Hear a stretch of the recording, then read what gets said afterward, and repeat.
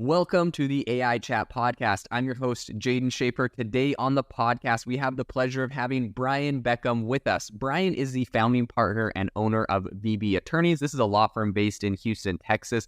He's an award-winning trial lawyer and has done a ton of really impressive things, including hosting his own podcast. We're super excited, and we're going to be talking about the convergence of AI and law on the podcast today. So welcome so much, Brian, to the show.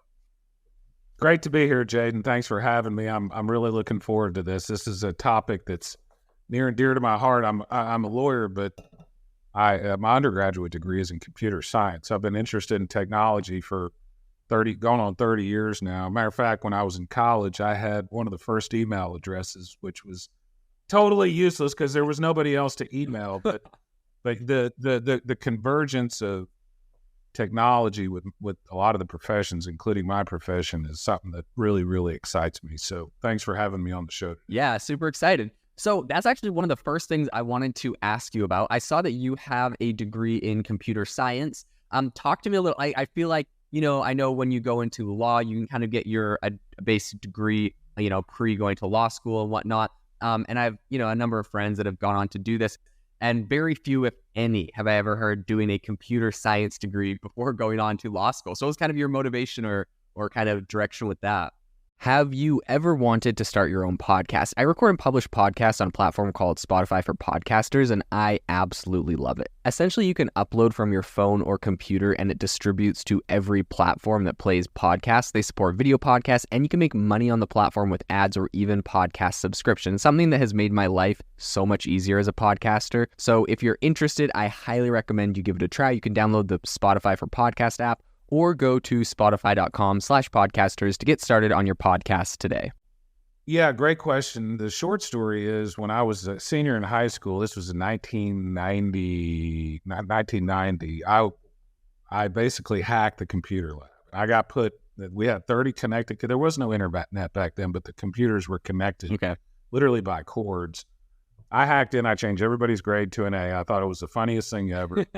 The teacher did not think it was funny, and put me on a standalone computer. And that was kind of the start of my interest in computers. I go to Texas A&M, and I was a general studies major, didn't really know what I wanted to do other than play basketball. I was on the basketball team at Texas A&M. That was really my number one interest. But, I had liked computers since high school, and I started taking some computer classes, and it just kind of went from there. I didn't realize when I decided to be a computer scientist that I would have to take linear algebra and differential equations and 4 different calculus classes and matrix math and stuff like that. And it was kind of tough. I also got a degree in philosophy because I was interested in both of those topics. But in any event, I tell people that I spent 4 years in college with a bunch of dorks in a computer lab, and I didn't want to do that my whole life.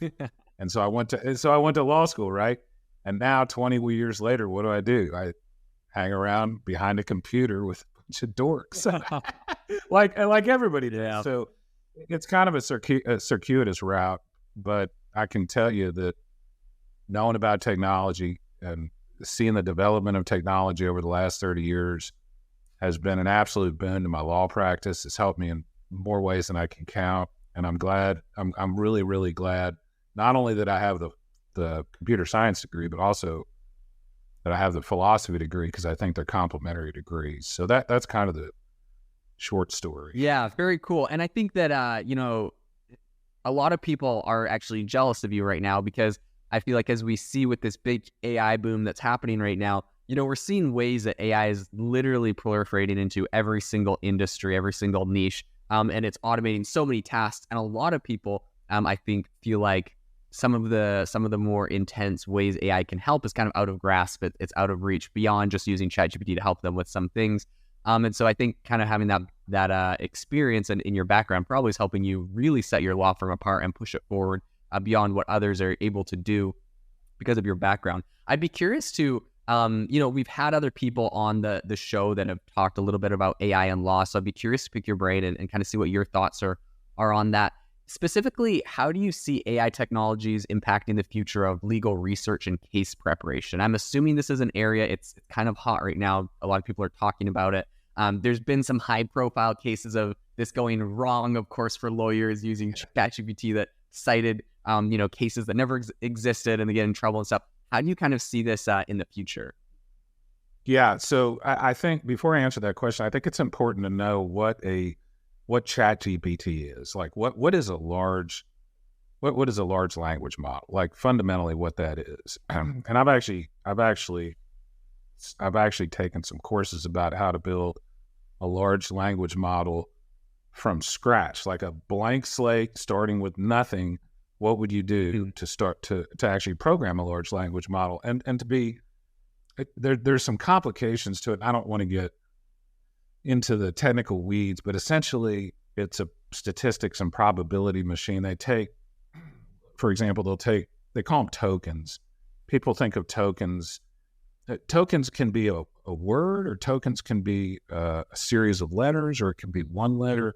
It doesn't really matter. But when you hear the term token, that's what we're talking about. So large language models basically break down sentences and paragraphs and multiple paragraphs and longer than that into tokens. And for example, let's use English. Let's say you've got a token that is typically 3 letters long. And so we'll use the letter the. Mm-hmm. What is the chance that the word cat will appear next? And then it calculates those probabilities, and it creates basically a matrix that shows all the different words and what the probabilities are. And then it uses some recursive programming, which just means programming that kind of refers back to itself, and it puts it in context. So all large language models are doing is trying to predict the probability of words in the context in which they appear. So if you understand that, then the magic, because when you use them, they appear like freaking magic. It's like talking to somebody on the other end. But if you know that all they're doing is probabilistic or statistical reasoning, then it kind of changes your relationship with it a little bit. So now let's move it to the law situation, okay? I can tell you that I've been using ChatGPT and other kinds of chatbots and large language models in my practice for almost a year now. I've told my team, I've got a team of people that work for me. A while back, I said, this is coming. It's absolutely a game changer. It's as big of a game changer as I've seen in 30 years. Let's get in front of it. And what I've discovered in the law practice is, for research, it's good but not great. You have to check the work. They call it hallucinations. They say these chatbots hallucinate. You could just call it being wrong. Mm-hmm. And they're confidently wrong a lot of the times. Like when you say, are you sure about it? Yes, I'm sure. Even though they're dead wrong, they act confident. And so what does that mean for humans as it relates to the professions and law in particular? What it means is somebody has got to check the work. Yeah. And it's going to get a lot better, but you're always, I don't want to say always, at least for this foreseeable future, you're going to have some sort of human eyes that judge the ultimate outcome. So in terms of legal research, it's incredible, but it's not perfect. There are some other applications in which I think it is absolutely incredible. So I'll give you a perfect example. When I'm a trial lawyer, and one of the things I do as a trial lawyer is I send written questions to the defendants in my case, to the people that have been negligent. Answer these questions. And we used to have to generate these all out of our brain, type them up, figure them out. Now I can literally explain to a chatbot, I can say, I'm a plaintiff's lawyer. This is generally what the case is about. This is what the defendants are saying. I need you to generate a list of 20 questions that I can send to them that'll focus in on this issue. Mm-hmm. And boom, 2 seconds later, you've got 20 incredible questions. The other thing you can do is, like, if somebody files a lawsuit and then you can amend that lawsuit, have a different lawsuit, you can say, hey, compare these two and tell me what the differences are. And it'll write out a paragraph. Now you could do that in word processors already with track changes and stuff like that, but the output you get here is better. And here's a final kind of example of how I've used it, which is really surprising to people. So whatever your definition of creativity is, you can use chatbots to come up with ideas, to come up with creative ideas. So I was having a little bit of a problem. I do a lot of cases for people that are hurt in the marine industry. Mm-hmm. And one of the things that the insurance companies always say, I'm always representing somebody who's been hurt or somebody who's been killed. They always say it was your fault. Right. You should have stopped the work. You have the right to. You shouldn't have done it. If it was so unsafe, you should not have done the work. They say that in every single case. Mm-hmm. So I was messing around with the chatbot a couple of weeks ago, and I said, "What's the best kind?" Did a nice prompt. What's the best counter argument to this? And it spat out a 5-paragraph closing argument that was good. I mean, tons of work needed to be done, but the kernels inside of it, the ideas inside of it, were awesome. So, so that's a very long way of saying it's AI and ChatGPT, large language models, are an absolute game changer, not just for lawyers, but for all professions. That a profession is basically manipulating information. Any job that is fundamentally about manipulating information is going to benefit from these AIs and these chatbots. But for now, for the foreseeable future, you're going to have human overseers, and you're going to have people that know the subject in order to oversee them. So, for example, you have to go to law school in order to understand how to read cases and research cases, understand how they fit in and stuff. You're still going to have to do that with LLMs and chatbots, because if you don't understand that, there's no way you can oversee it to begin with, if that makes sense. Yeah, for sure. 100%. Yeah. And it's interesting too, I think, right along the lines of what you're saying, I have heard from a number of people say, oh, like I tried ChatGPT for XYZ, it did like a garbage job. And it's like, at the end of the day, the better your input prompt is, the more you know what you're doing and the more you know what you're talking about, the higher quality the result of the output is going to be. So if I say, like, write me a article about X, Y, and Z, it's just going to just kind of free flow. But if I'm like, and include these statistics and these numbers, reference this and that, and you kind of put the whole thing together, the quality of the output is like 100 times higher. So yeah, I imagine the more you know, the better of a lawyer you are. You know the ways to ask the questions to prompt it to get you a better result, essentially, I'm sure, as well, too. This episode is brought to you by Shopify. Forget the frustration of picking commerce platforms when you switch your business to Shopify, the global commerce platform that supercharges your selling wherever you sell. With Shopify, you'll harness the same intuitive features, trusted apps, and powerful analytics used by the world's leading brands. Sign up today for your $1 per month trial period at shopify.com/tech, all lowercase. That's shopify.com/tech. Prompts are, what you're doing with a prompt is you're programming. And now you're programming using the English language or whatever other language it is. But if you look at it like writing a program in English, it makes a lot more sense. I think where people get stuck a little bit, Jaden, is, at least with the LLMs and the AIs right now, is they think it's just like a form of a search engine. Mm-hmm. It's just like a Google, hey, find me 5 recipes for scrambled eggs. What's the best recipe? Mm-hmm. All this stuff that you can already do on Google and Bing and the other search engines.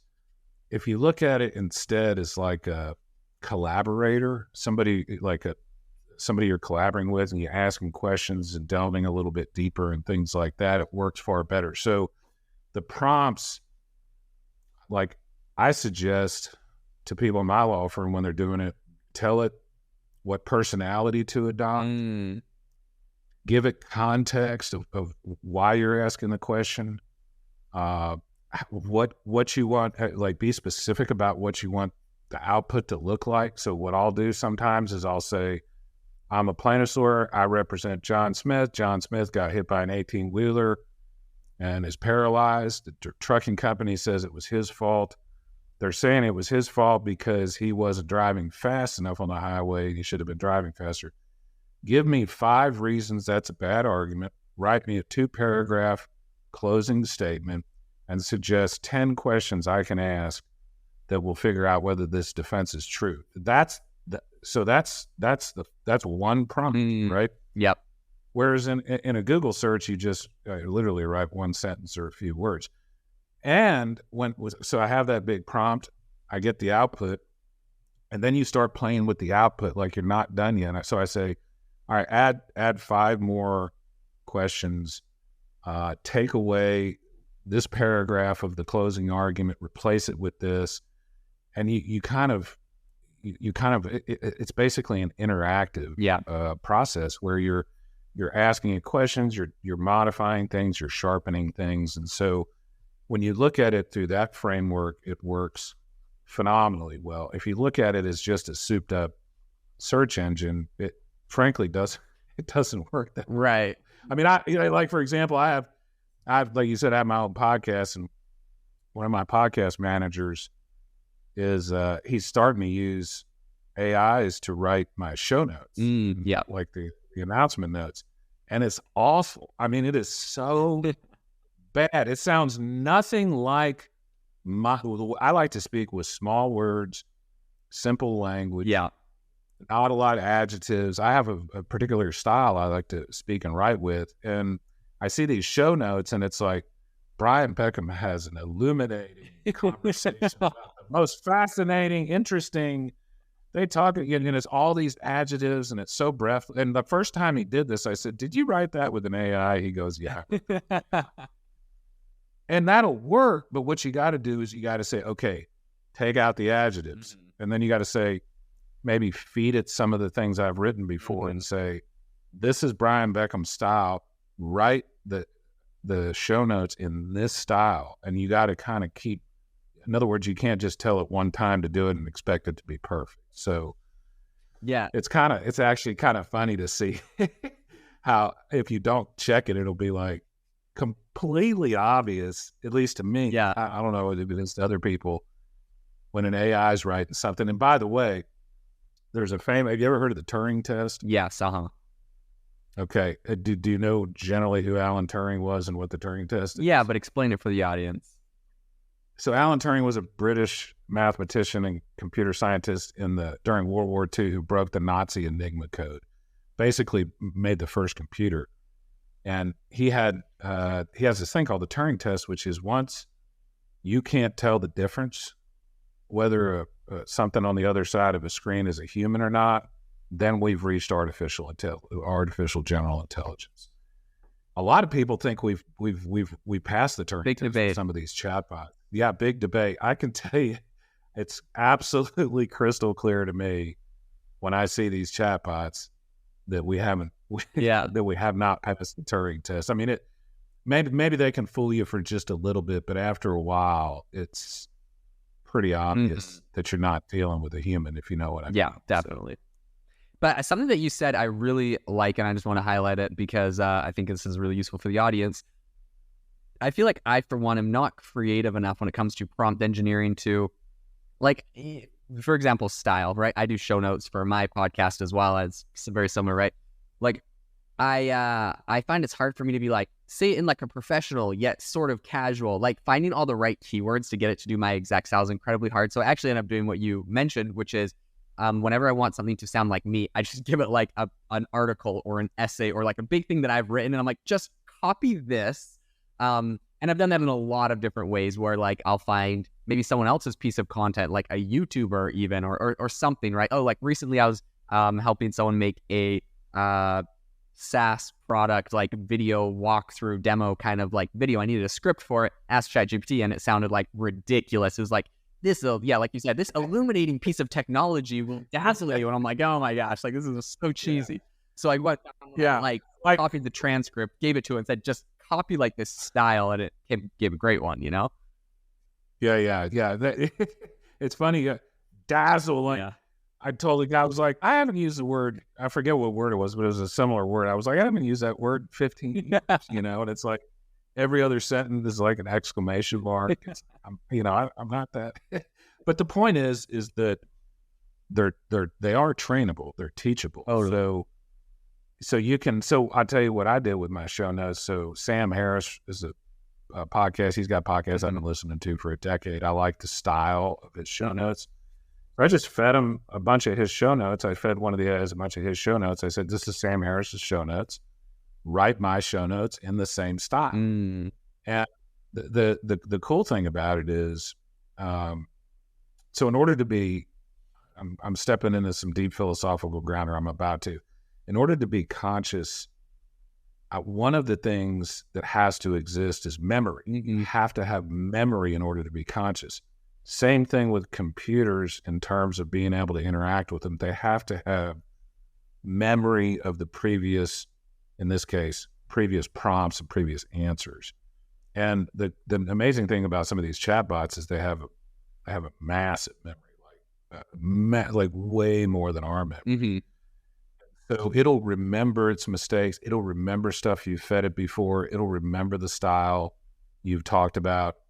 And so it does, large language model. It does learn over time using modeling human language. So it gets better, which is super cool, I think. Like the more you use it, the more fine-tuned you get. So, I've got this lawyer that I deal with all the time who writes literally like an 18th century English barrister. It's hilarious. I don't even know if he knows he's doing it. But now when he writes me letters, I tell my AI, I say, respond to this letter. Here's what I want you to say, but I want you to write it in the same style. TIAA is on a mission. Why? Because 54% of Black Americans don't have enough savings to retire. So in collaboration with big-name artists like Wyclef Jean, TIAA released Paper Right, new music inspiring a new financial future. With 100% of streaming sales going to a nonprofit that teaches students how to invest. Stream Paper Right now and help close the gap. Methinks thou doth protest too much about, and it's funny and so you can really have a lot of fun. That's funny. Yeah. That's hilarious. I think something that's interesting, and I think maybe we get close to the Turing test with this because I tend to agree with you as far as the quality that it is at right now. Like, not bad. It's good. It's trainable, but it's, not like automatically incredible. Something that, you see right now is there's a ton of different companies out there that are allowing like corporations to fine tune on top of OpenAI or other AI models. Even OpenAI just launched like a fine tuning thing for ChatGPT. I think it would be incredible if every conversation you specifically have on your ChatGPT account, this is maybe a third party that does this or someone else, but it takes that, it can tell, when you ask it to redo something that you didn't like the first one, you like the second one better. It remembers like what you're asking about. So all of a sudden it's like making data on your businesses or your cases or your style or the way you do things, putting that together. And then it all of a sudden has a memory about you, your tone, the stuff that you're working on, the things that you do, your workflows and jobs. It can pretty much get all of that. And I think at that point, we'll come to a much closer place with that, which we're not quite at right now. But yeah, very interesting if we could get it to essentially replicate us in a way, become like our own personal. That exists already, and there are multiple companies that are doing that right now. I had a guy on my podcast who's created a personal AI. Is she using basically Inflection, or is she doing the personal.ai, that thing? I think it's called, as I recall, it's called Perpetuity AI. I'll look that up and link it. But basically, what it does is it reads all your data, and then you can train it. But like, for instance, if somebody texts you and says, "Where do you want to go eat dinner tonight?" It'll if you wanted to, it'll say, "Well, my favorite two restaurants are this restaurant and that restaurant. What do you think about that?" And it'll have an entire conversation with people that you don't even realize. I mean, it's going on without any input from you at all. So that's already kind of here. And to me, that's just like the natural extension of, I am out of the office this week. If you really need me, you can contact this phone number, call my secretary, the auto response. Yeah. This is just a more robust version of that. But of course, a lot of these issues, and it's pure luck that I have a philosophy and a computer science degree, but a lot of these issues are not technology issues per se, Jaden. They're philosophical issues. They're issues about what it means to be human, what it means to interact with another potentially conscious entity, what gives us value. Like, you hear a lot about, oh my gosh, these AIs are going to take all these jobs. What are people going to do? Where are they going to find meaning? if they don't have a job. And the truth of the matter is, for the vast majority of human beings in their world, their jobs effing suck. They're terrible. Yeah. Like, we're lucky that we like our job, but for most people, it's terrible. And the idea that we would trap these people forever in these shitty jobs is immoral. And there's no rule, by the way, that says human beings have to get their personal meaning and fulfillment out of work. Like, where did that come from? That wasn't the case for over all of human history until recently. And so what I think you're going to see, and there's a bunch of downsides with AI that we can talk about or not, but there's a bunch of positive aspects to it. And I think one of the biggest positive aspects to it is it's going to take away the drudgery type work, the work that nobody really wants to do. And that's going to put a lot of people out of jobs, but those jobs aren't that good right now. And they're going to find other sources of meaning, better sources of meaning, more important sources of meaning. So I think there's a lot of really positive benefits, but I'm so curious to pick your brain on this. And, having a philosophy and a computer science degree, there's so many things I would love to pick your brain on, but specifically, right, this is the big argument. Everyone's kind of debating it right now. Sam Altman, CEO of OpenAI, he says he really believes that UBI is going to become absolutely essential. What do you see, right? Like, for example, I saw an article today, makes perfect sense. Gizmodo Tech Journal, they had like a bunch of different language departments. They had their English language, they had their Spanish, they had Italian, whatever. They just laid off and fired everyone on the entire Spanish Gizmodo. Like, that whole company is just shut down because they said, we're just going to use an AI and it's going to rewrite the English one, and now it's the Spanish one. They didn't want to use Google Translate, I guess, in the past because sometimes the translations were a little funky. But when you get AI to rewrite it, it understands the full context and everything, and it's really good, apparently. So anyways, the whole Spanish one shut down. I could see that happening in everything and everywhere, right? So many jobs. What do you think happens to those people? Do you think that AI is going to, create a need for universal basic income? What do you think the solution is to that problem or that, occurrence? It's a fantastic question. And so like the court reporters and videographers in the legal industry I would not want to be starting out in that field for the same reasons that you talk about. UBI, Universal Basic Income, is this idea that everybody, I think it was kind of popularized by presidential candidate Andrew Yang. Yeah. And it's got it. So the basically the idea is everybody gets some sort of income just by virtue of being a member of whatever country. Let's use the United States, just because you're in the United States. You get you get basic health care, and you get enough to provide for some basic needs. The pushback on that is, well, then nobody will want to work. Everybody's going to stay home. Everybody's going to sit there and they're going to play video games all day long. Well, who do you hear that from? You hear that from the rich billionaires that require manual labor and have to have cheap labor. Of course they're going to say that because they rely on, in many ways, taking advantage of people that need the money. I mean, the Amazon warehouses are a human rights fucking disaster. The fact they have timed restroom breaks. What in the hell are we talking about in 2023? Yeah, it's pretty grown person.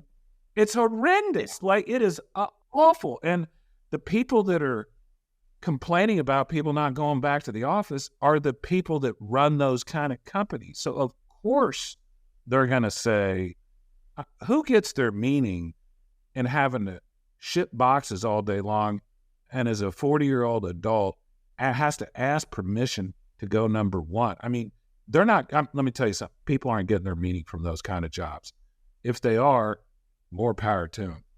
But those kind of jobs, what I would say is it will be a good thing when robots and AI take over those jobs. And it will create so much additional time for people to spend time with their families, spend time with their kids, pursue their hobbies, go get physically fit, spend time in nature, go do something, do charity work for your fellow man. I mean, we ought to be rooting for this is my point. And if it takes something like universal basic income to make it happen, I would support that 100%. And I guess my point is, I think this idea that UBI discourages people from working is a stupid argument. It's the argument that is being made. And the people that are making the argument are the people that are exploiting people that have these low-level, crappy jobs. So I'll, as a lawyer, one of the things I've kind of been trained to do is to look what the underlying motivations are when somebody does something. And I can tell you, this may not surprise you, 99% of the time, follow the money. So when somebody's arguing, for example, that all these low-level workers, they need to come back to the office. Yes. Ask yourself why are they saying that because it's better for the people to come back to the office, or are they saying it because it's better for them? And I think you know the answer to that question most of the time. Yeah, 100%. So do you think then universal basic income would be the solution? Do you think enough people will be displaced, or do you think that the jobs that AI creates will fill in the gaps there? I think it'll be a combination of both. I think what you'll find, and I'm already seeing this a little bit on the various social media sites. Basically, people are creating their own personal brands, and their brand is their job in many ways. And so, you can take some extreme examples that where celebrities will, they'll get paid millions of dollars to hold a certain kind of drink. Right. But there's people all across the country that are doing this. So I'll give you an example from my life. So I'm totally obsessed with Brazilian jiu-jitsu. I practice jiu-jitsu almost every day, and Instagram is where all the jiu-jitsu people hang out.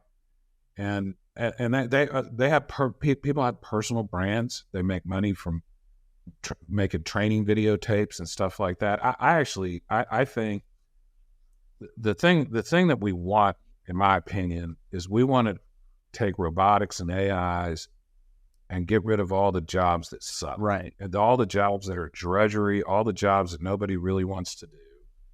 And that frees up time. Like, let me ask you this question, Jaden. If you didn't have to work to make money, what do you think you'd do with your time?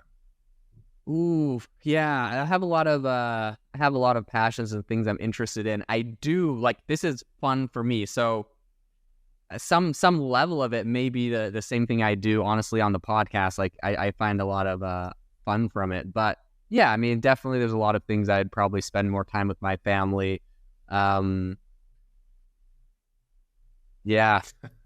I probably need to spend more time thinking about that question because it's not quite the option yet. But I do find a lot of joy in what I do. Yeah. So let me ask you this question. If you had the option to spend more time with your family and pursue more of your hobbies and stuff, do you think you would have less meaning in your life or more meaning in your life?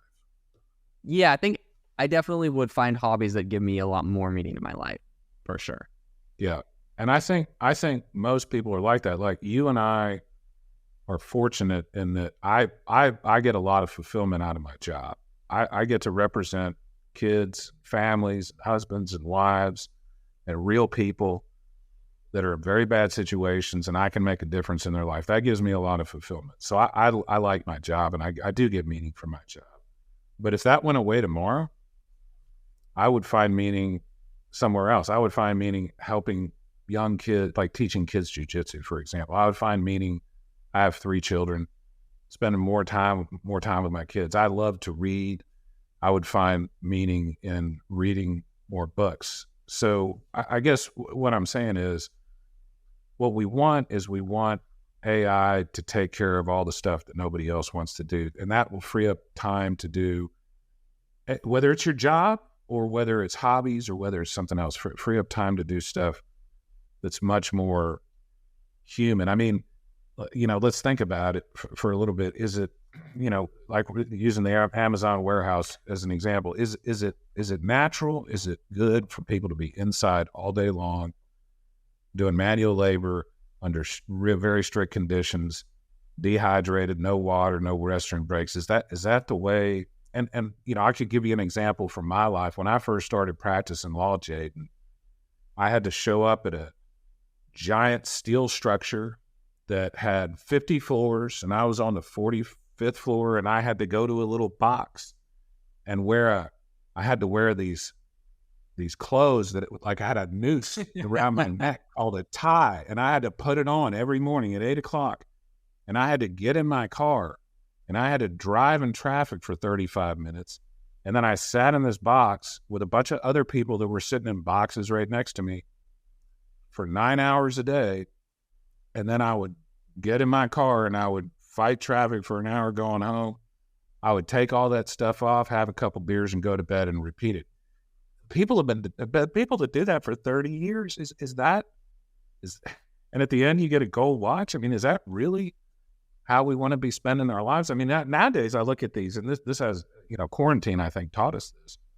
I look at these big skyscrapers sometimes, and I'm like, boy, that having to spend your whole life in one of those things sounds like, I mean, that's terrible. Like, who wants to do that? I want to go hiking outside, stuff like that. So, yeah, it is very interesting. I know for me, like specifically, I worked an office job. Then during COVID, we went to working from home, and eventually, I just it opened my eyes. I'm like, I don't have this 45-minute commute both ways. I don't have to just kind of kill time when I'm out of things to do because, I finished my tasks for the day, but everyone's kind of kicking around the office. Like there's so many, and I get to spend time with my kid for lunch. I go and eat lunch with my kids, and it's like so much more fulfilling. I found that. And it was around the end of that when they started talking about, okay, we're going to start looking at coming back to work, come back to the office and all that. They're making the reopening plans, come back to the office plans.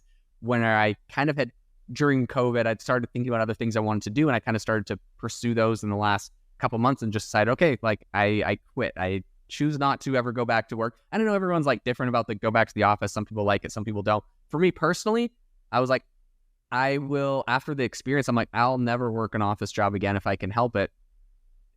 I just will choose an alternative. If it's less money, if it's less flexible, if it's less whatever. Fortunately, I now can make my own hours and do my own thing with what I do. But yeah, that was just my decision. And so I think along those same lines, I'm actually quite in the same camp of like a lot of the things AI does. And it's interesting too, because right now we have the two things. We have AI, that's kind of the intelligence of the brain. It's replacing a lot of jobs and industries. There's also robotics, which is becoming very big, and pairing the two of them is becoming incredibly powerful. So you see a lot of people complain about like the robots replace the burger flippers at McDonald's. People complaining because it's taking the burger flipping jobs. And it's like, well, like, was that really like someone's dream job? That's my first thing. But once we start pairing these things, I think it's going to get very interesting, because it's going to get to a point where we have, like, you have, for example, Tesla has their Optimus, like humanoid robot. There's a number of other firms making these humanoid robots. Pairing that with AI is going to, you'll essentially be able to train these things to be an electrician, a plumber.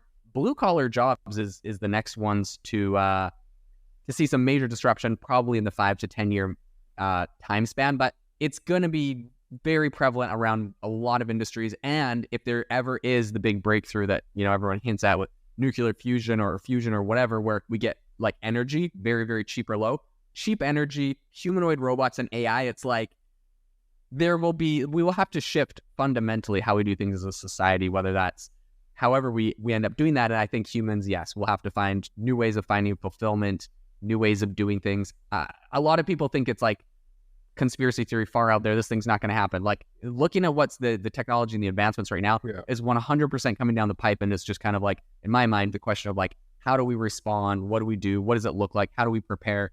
But it's going to happen. You're exactly right, Jaden. I could not agree more strongly with you. Everything you just said is going to happen. It is going to happen. It is the only way it won't happen is if we destroy ourselves first. Yeah. But I'll tell you, there's one of my favorite books of all time. It's called The Beginning of Infinity. It's by a physicist named David Deutsch, and he talks a lot about the future of scientific discovery, the future of humanity, and stuff like that. And the bottom line is, given enough time, we will solve all of these problems. We'll solve climate change. We'll solve energy. You name it. We'll solve artificial intelligence. We'll solve cancer. Every single problem we're solving will get solved given enough time. So this applies to robotics and things like that. That robots are they're here. I mean, they're already here. If you're listening to this podcast right now and you're thinking about becoming a doctor, you might want to think twice about becoming a radiologist, because right now AIs are 1,000,000 times better at reading MRIs than actual humans. The run-of-the-mill radiologist that looks at films, that job is toast. Now, that doesn't mean there won't be people that'll have to, like we were talking about at the beginning of the podcast, oversee the AIs that are looking at the films. And in order to oversee the AIs that are looking at the films, you have to have some knowledge of radiology yourself. So it's not like humans are just all of a sudden not going to have to do anything. And I don't know if you've ever seen the movie WALL-E, but WALL-E has a freaking phenomenal scene after, the first part of the 20 minutes where nobody spits, just the two robots, is incredible. But then they show everybody up in space. And that's like supposed to be an Aldous Huxley Brave New World type of, for people that don't know that book, Aldous Huxley wrote this book called Brave New World, 50, 60, 70 years ago, where basically all your needs were met, and it was terrible. Like, his whole point was you would never want that. And that's kind of what WALL-E is trying to depict. And so that's one direction we can certainly go. But the other direction we can go is every single piece of drudgery that you have in your life is essentially taken care of by something that never gets tired, never complains, wants to do it every single time. I mean, that sounds fairly cool to me. You know what I mean? Like, I'd love to be I'm a golfer in addition to playing jiu-jitsu. I'd love to ask an AI, hey, what am I doing wrong this way? Boom, boom, boom, boom, boom. And then take another video. Did I do it right? Well, you did this right and this right, but you didn't do that right. I mean, like, that kind of stuff sounds pretty cool to me. Interestingly enough, when you mentioned the radiologist, same with surgery. I just saw a news article that they had an AI mixed with a robot, and it just completed like what was considered an impossible surgery. It was impossible to remove this tumor without pretty much damaging the patient. And they were able to do it with like super, super high precision. I don't know if you've seen them, but like these robots that are like removing the peel off of a grape with like incredible precision. And there's a lot of industries I feel like are definitely going to see some massive disruption, and it's going to be AI and some version of AI and robotics that replace a lot of that. What advice would you give to two groups of people? Number one, let's say professionals, maybe in law school, maybe other areas that are, going for professional degrees, white collar jobs, and seeing the writing on the wall that AI eventually will replace them. And number two, for people currently in jobs, like, it's like ChatGPT hasn't replaced coders. Okay, one side tangent that I got to bring up. I went to this recent AI conference, and there was this like phrase that I just heard over and over again from virtually all of the like heads of all the big companies, like Verizon, IBM, like all the big companies. They had their heads of AI there and all their AI people, and there's this phrase everyone kept saying, which was like, you won't be replaced by AI, but you will be replaced by someone that's using AI. And the idea is like, don't worry about AI, because if you just learn AI and become really good at it, like, you're not going to get replaced. And like, I get where they're coming from, but also I feel like a lot of people are going to be replaced by AI. And like, if we don't just admit that fact, we're just doing them a disservice.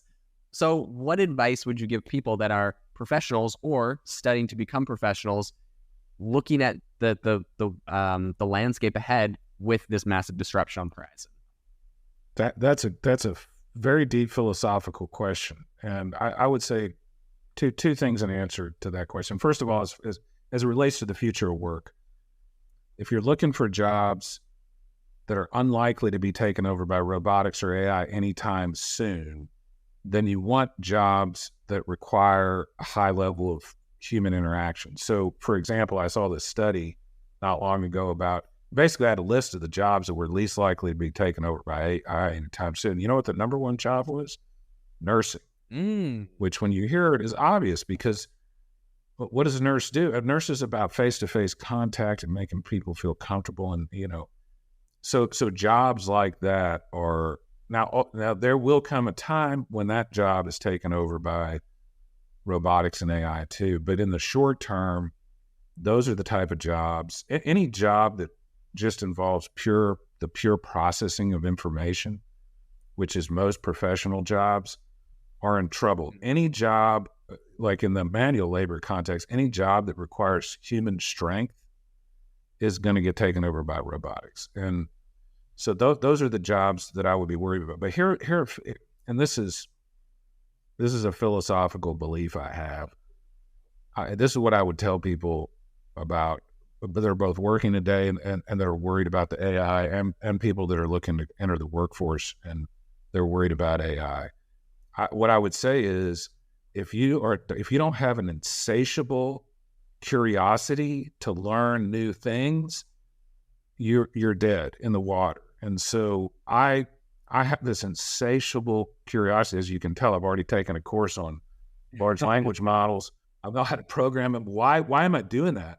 Because I know if I don't, that I'll be rendered irrelevant. And I know that, like, standing still, you're falling behind if you're standing still. So like in my law practice, I've run this business for 20 years.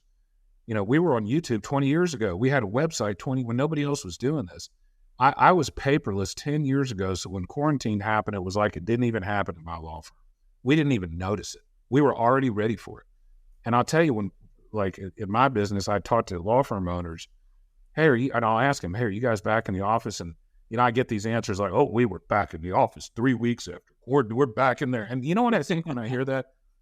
Seriously, in my mind, and I'm sorry if anybody is of your listeners are offended by this, but if you are, tough luck, toughen up. People that think and say those things, when I hear that, I go, God, you're an idiot. Like, how much time are you wasting? How much employee time unnecessarily going to the office every day from 8 to 5 for one reason, Jaden, one reason, because that's how we did it in the past. And if you can't get past this legacy thinking that, like, this is how we've always done it, then you're in trouble, my friend. You are in trouble. If this noise ever comes out of your mouth, why are you doing it that way? Well, this is the way we've always done it. If you ever say that, you're in trouble. I'm serious, Ferrum. You better be constantly curious and working on learning new things, because there's a concept in physics called a phase change, which is like when something changes just like dramatically. So it's not just like a kind of a smooth change. It's like, boom, all of a sudden everything's different. We're in the middle of a phase change right now, convinced. Things are moving so damn fast, Jaden.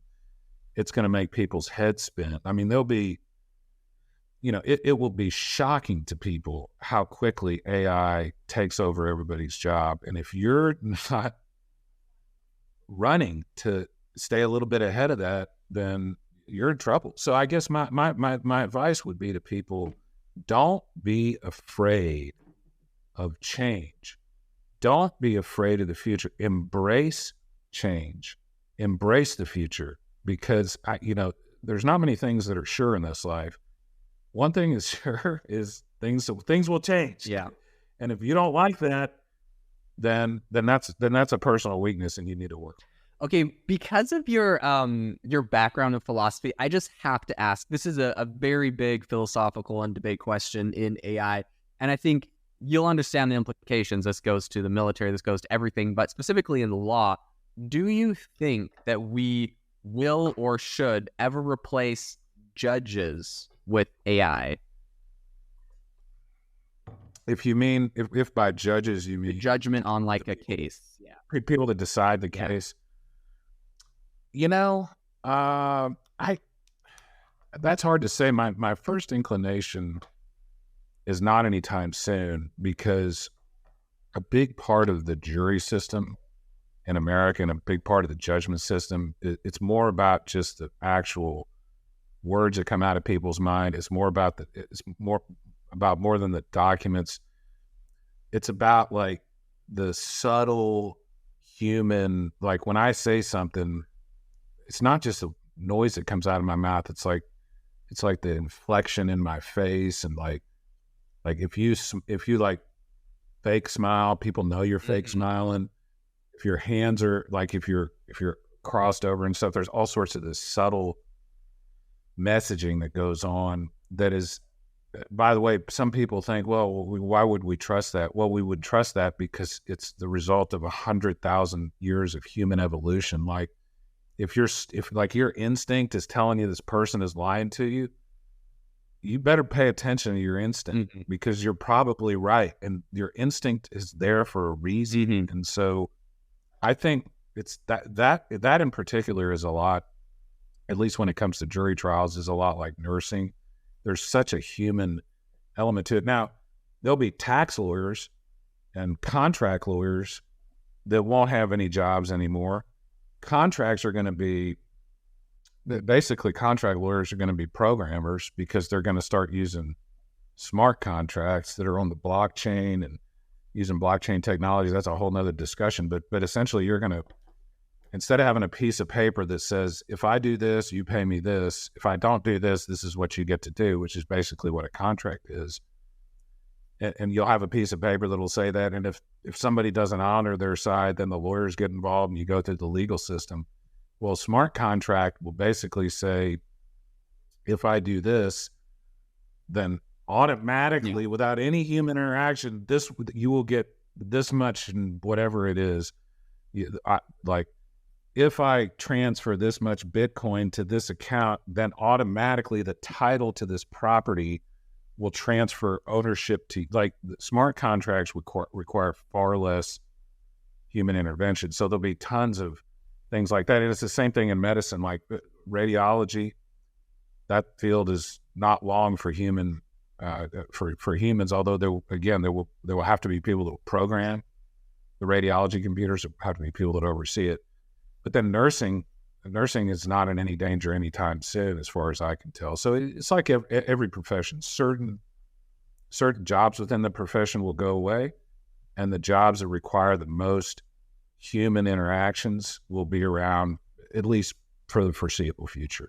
Yeah, I tend to agree with that as well, and I really appreciate your insights there. That was one I hadn't quite hashed out in my mind, and I think you're spot on with that. Thank you so much, Brian, for coming on the show today. It has been absolutely incredible grabbing your insights. If people want to learn more about you, your books, your law firm, anything, what's the best way to contact you and find you?